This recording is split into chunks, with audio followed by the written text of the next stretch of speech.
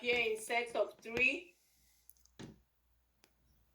So I'm sure if you do not understand this after this class, just go back to the book on this chapter, exactly where Judy has it open.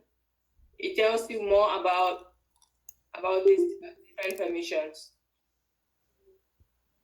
So the first, so it's divided into groups of 3. After the first character, whether it's a dash or a D, everything else appears in the permissions will appear in groups of 3. So JD, I want you to highlight arrow W dash to the dash all the way. Yeah, right there.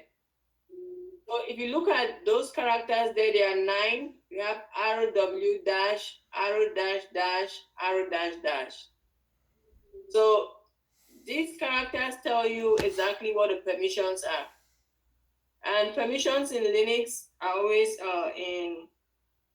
so the owner,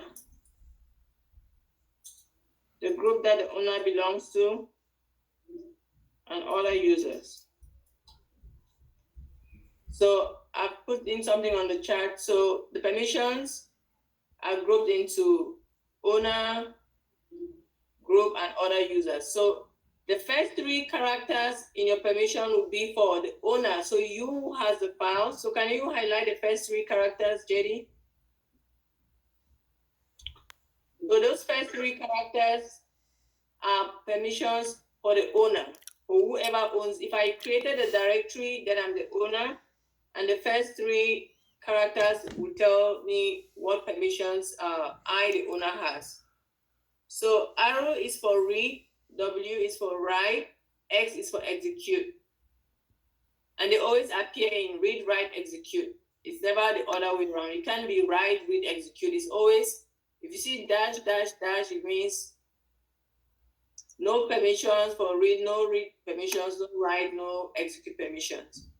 So arrow WX means the owner has read, write permissions only, no execute. And then the next 3 sets, can you highlight the next 3 sets? So the next 3 sets are permissions for the group that the owner belongs to. Just like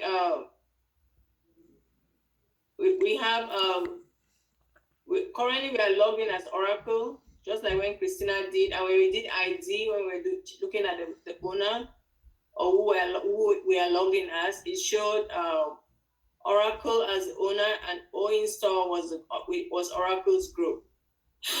So for build, it means, so if Oracle is the owner of the builds file, it means Oracle has read-write permissions, and OInstall, which is Oracle's group, has only read permissions. They can't make any changes to that file, and they cannot execute that file.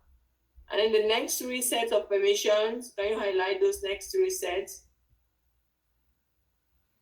Those are for other users. So other users who have access to this operating system, if they went into build, if they decided to access the file build, they can only read it. They can't execute it. They can't make changes on that file as well.